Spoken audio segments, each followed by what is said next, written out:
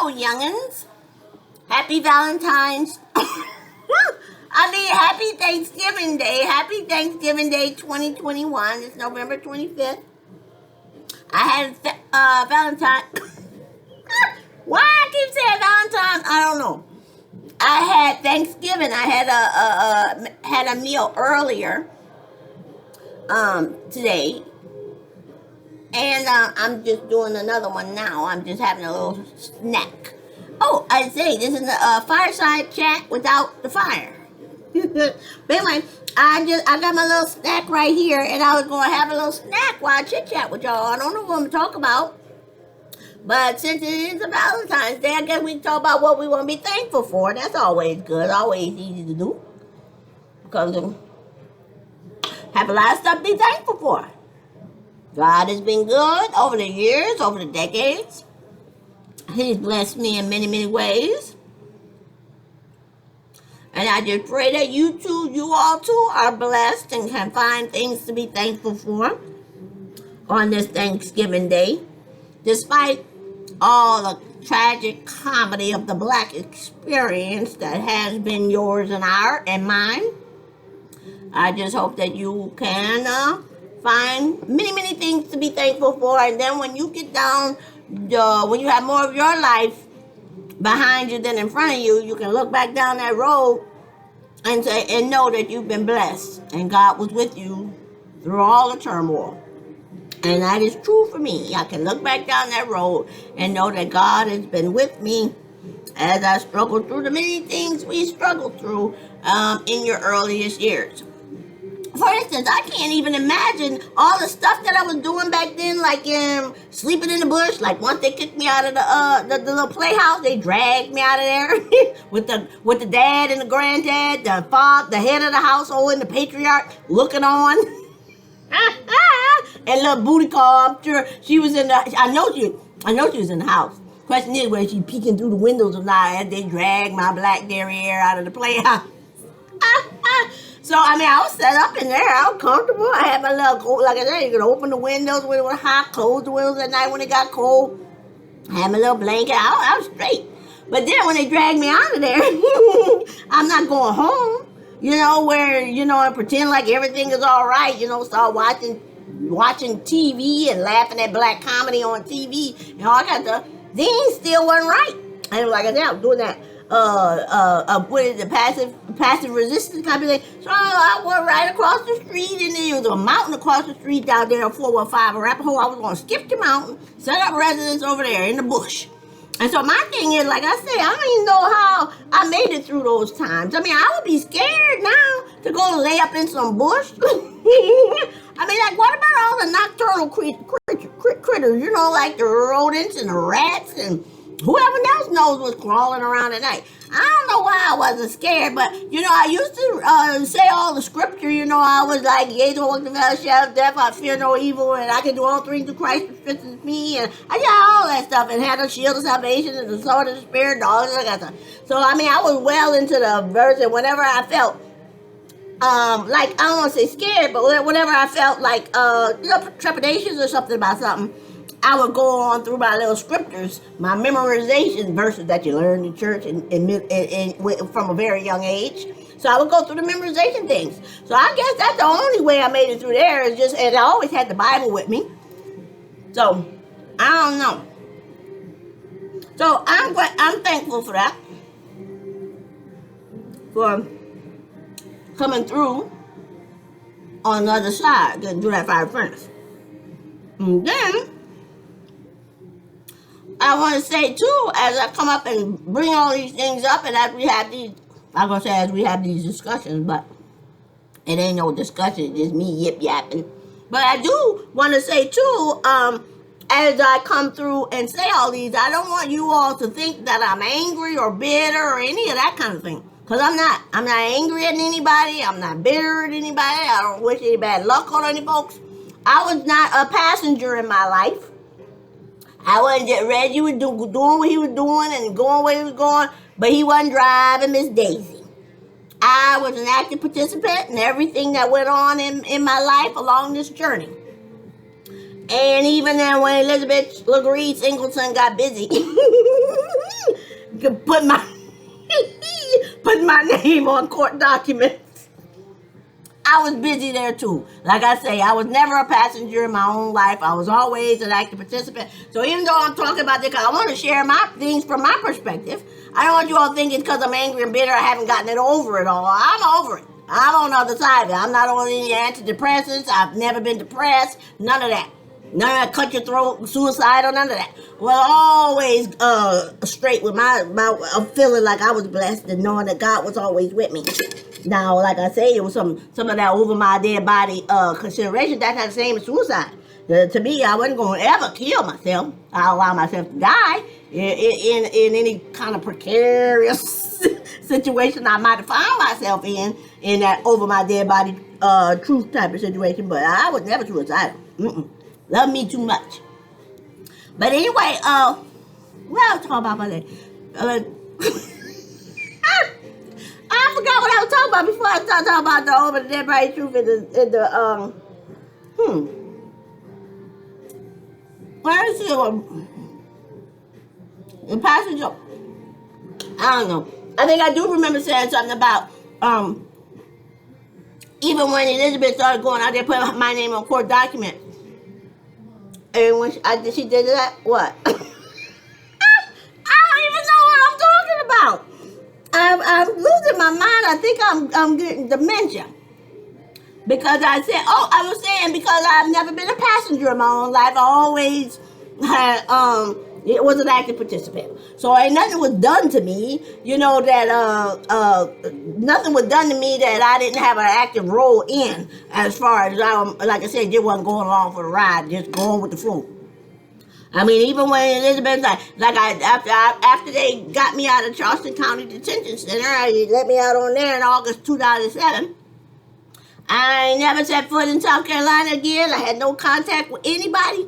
But for some reason, let's see, 2007, I use my finger, 2007, 8, 9, 10, 11, 12, 2012, that woman, I got something in the mail. It like in the old day when they say, the yellow pages used to say, reach out and touch someone. In 2012, I got something in the mail saying that this lady is summoning me to South Carolina. She want to put a restraining order on me. Now, I ain't never been in touch with them people I had. No, I know how to stay on my end of the world, and all they got to do is stay on their end of the world. If we don't get along, or we ain't got nothing but chaos and more catastrophe to offer one another, why they want to go tapping people on their shoulder and bringing you in the area where they're at? I don't understand them people. Something wrong with them is all I can say. But y'all was still young, so you ain't know about any of this goings on. But yeah, she went in 2012, went to the court, started yammering my name, and put my name on court documents. And so I could have ignored it and let her go ahead and do her restraining order and whatever else she wanted to do. But guess what? She summoned me to the area, so I came. And see, when I came to the area, I didn't come quietly. I came with bells on. I ruffled feathers when I was in that area. The police had to come and see me while I was in South Carolina and tell me that I better mind my P's and Q's because I might end up staying in South Carolina a lot longer than I planned to if I don't mind my P's and Q's. They didn't use that language. I forget what the exact words they were, but that's the truth. Like I said, these people, my feathers got ruffled. But I ain't coming quietly. I'm not supposed to come quietly. And so what I was doing is I was passing out flyers. I had missing child flyers, and there were photos of you boys. Dropped them off at the school, went up and down her neighborhood and dropped them off. All that kind of stuff. So apparently she got wind of it, and they called the police, 911. They got called police. Gotta let everybody know, gotta be the victims. They scared. So anyway, the police came to see me, and they told me what they had to tell me, and I said, okay. And I mind my P's and Q's. I wasn't there to cause trouble. But if she summoned me to the area, I'm coming. Because my children were minors still. And so I came a day early and did all the stuff I had to do, and was the day of the courthouse. I was still doing stuff. I was up at the post with the newspaper. So, but anyway, we're at the newspaper doing the newspaper stuff, putting stuff in the newspaper. They showed up in court. But anyway, anyway, the point being is, I think when you got something going on, you got to be an active participant. You don't pick up these issues and put them in your pocket with these people with things going on. Like my dad had made up that song, he said, taking up issues, putting them in your pocket, and he walking up and down and putting the issues in his pocket. And that's exactly what you mean. The lady talking about she's scared of me. The fact that she's scared of me, that ain't got nothing to do with me. That's her issue.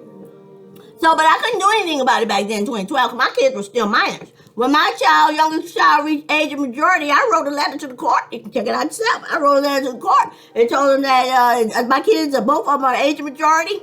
That woman want to come in there and put my name on restraining orders and all this and that. Let her do it. I said, I'm not coming to town anymore to address any of that because my kids are grown now. But before that, see, when they get these restraining orders, they're only good for a year. So before the restraining order was up, the one she got me in 2012, I wrote the letter to the court again, too. I told them, if the woman come in there and start wanting to file a restraining order on me, please let me know in advance so I can get all the permits that I need, because I'm coming to the area, small sleepy town of Aiken, South Carolina. I'm coming to the little sleepy town. And I need permits because I'm going to want to pass out flyers. I might even want to have a one-woman parade. So just let me know in advance so I can get my permits. But 2013 came and went. I ain't hear nothing from the people. She ain't played no more restraining orders on me again. But I was going to come. I was going to show up every time she's there as long as my kids were minors. But now the kids grown. So I ain't got no reason to show up to address no issue with a restraining order. First of all, when people got the name on restraining orders, that's not liberty. That's a direct assault to my liberty. Because guess what? If I'm sitting in a restaurant eating a steak, and then her she come in there with her pilot, the little boy toy on her arm, she gonna I gotta leave because she got a restraining order against me. I'm in Walmart doing my thing, and then here she walk up in there. Guess what? I gotta leave. That's not freedom. So no. But as long as the kids were minors, that had to be addressed. I'm showing up, bells on, ain't got no problem. But see, now the kids are grown, and I ain't got nothing to lose. So I think that the best thing to do is just to keep people out of each other's area. She don't need to be in my area. I don't need to be there. The planet is big enough that we can both be keep the distance between the two of us. Cause I don't think none of them people about insects for me. Like insects to me. So I'm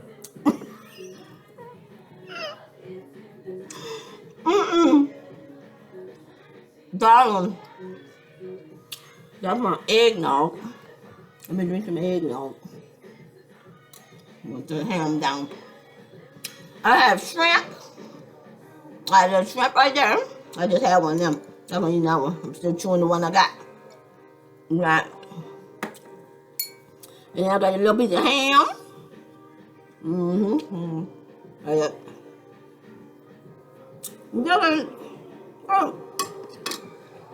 It's not like a big old turkey leg. That's what I'm working on. So, I know you're well. You're too young to remember. But I remember. The last time we ever had a meal together, like celebrate the holidays and that kind of thing, was in 2002. 2003, everything was kind of topsy-turvy. We went to the Princess Disney on Ice in 2003, August. That was the last time I saw y'all. But things weren't right. I wasn't with you all in 2003. Like January, February, March, April, May, all that kind of stuff. There's a bunch of that going on. Was traveling. Trying to get a man some time to think. Because you're supposed to have a year and you're supposed to be dating your wife and try and get things back on track. That's what courts give you that year for. But he wasn't studying that. So anyway, I started traveling. I started going places that I'd never been before.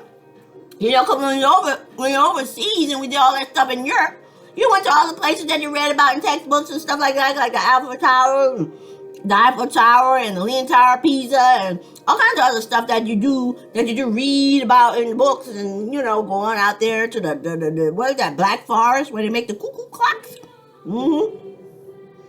We did quite a bit of traveling in Europe. So then when all the crazy stuff was happening once we got back to the States, I was like, well, you know, a lot of stuff I haven't done in America, like, you know, go to the Grand Canyon and all that kind of thing and see them all of Americans. And so that was the time I was doing some of that kind of stuff. I did whitewater rafting and just all kinds of stuff to occupy my time because, you know, you had that year and I'm in prayer over it and hoping that we can get things back on track. But that was futile, you know. But like I say, still blessed because I was out there doing things that I had never done before, and I was just making the best. What is it? When they give you lemons, you make lemonade. So I was out there making lemonade and stuff like that. But I don't know what kind of characters you're gonna run into along the way. But when you do, you just don't go picking up their issues and putting them in your pocket. Like I say, I think I was saying that somebody lived. I was saying because if she's scared of me, then that's her issue. It ain't got nothing to do with me. And so with the fact that her going out there putting my name on court documents, that and it affected my life, liberty, pursuit of happiness, my freedom. That wasn't kosher, but you're trapped at that time. Ain't nothing you can do because you got these little young kids still in school age and all. So but anyway, that's enough of that. I shouldn't say that. I was just, let's see, what else I can talk about? Oh, my goodness. You know, they found the people guilty in that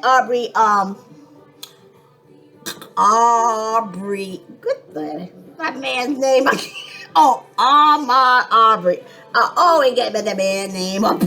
Poor fella. But Ahmaud Arbery, they found the people guilty. Thank God for that. That was all well and good. But see, then you get black people on TV. They say, oh, that's all good because we all stuck together and we got the people to give the right kind of verdict and that was all good. But now what they got to do, what they have to do, you know, white folks, what they have to do is they have to talk about this around their dinner tables and around the water coolers and stuff. Because people in position and power going to have to make some decisions about how they're going to equalize or level the playing field and all that other stuff. And once again, I look at these people and I can't help but laugh and say, now why are we waiting for them and the people that they have in position of power to make changes to decide what they're going to give to us and we need to just start acting right, doing what we're supposed to do, and then we can have our own people in places of position and power. Look at our family. Reggie and I could have been in positions of position and power, but we can't. He can't be in a place of position and power, and I can't either. They don't want people with felony records up there and places and positions of power making decisions. So you see, we mess our own self up. And so you multiply our situation times as many numbers as you will when you start looking at the black family and see what we're doing to ourselves. So now we got to do like they did back in the slave day. Back in the slave day, the master had the slaves, and then he was the one who gave us our creature comforts. You know, he let us stay in a little hut or a little shack on his property. Now, whether or not he gave us insulation and a good roof, that's up to the master. So we got to wait for him to decide. Same thing, inside the little hut. Whether you're going to have nice bedding that's nice and warm and comfortable for cold nights and places that are cool on in the hot season is up to master. Because master going to give you your creature comforts and allow you to do this or that or the other based on the generosity coming from his own heart. That's not much different than what we're doing and what we're saying right now. We're not in the positions of power. And we don't have position and power. And I'm just generalizing, but mostly I'm just talking about what I can see from my 360-degree foxhole. I don't know what's going on in other people's family and other people's household and what their reality is. So people can get all bent out of shape about what I'm talking about if they want to. But I'm just talking about my experience. I've been through it. So I can talk about it and I can let people know how my brain works and what my reality has been. And like I say, the way I see this is that, we messing up. We need to get ourselves together so that our children can grow up, stand on the shoulders of those before them, And then they can get in those places and have positions in power. And they can make these decisions. When people ain't acting right, when they reaching all the way back into with the epigenetics and stuff and bringing forth the mentality of a great-great-great-great-grandfather, somebody who used to serve in the KKK, and they bringing that into the workplace, well, we would be the ones to give the pink slip. Or to write out the, to write the reprimand and tell them to straighten up, fly right, or go. Yeah?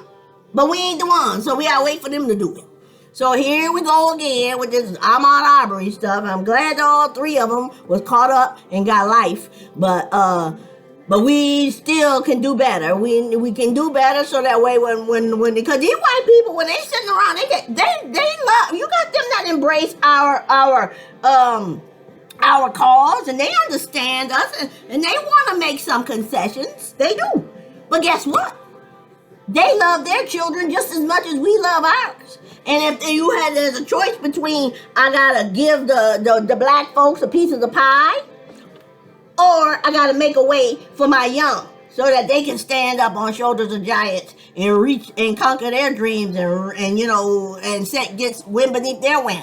They go every time. Them children are with them every day. When they sit around that table, when they pray at night, Thanksgiving meals and stuff, those are the ones that their hearts are going forward to first. That's their first priority. I mean, sure, they'll throw a bone at you to make sure that everything is all good and everybody politically correct and stuff like that. But when you talk about for the most part, you gonna have to pull together. Black folks gonna have to stop eating their young. They're gonna have to stop reaching for the lowest common denominator activity and do better than what we do.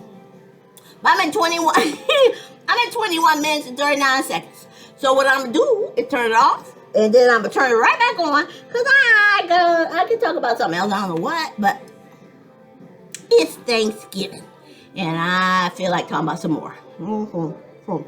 Turn it off. Just to turn it back on.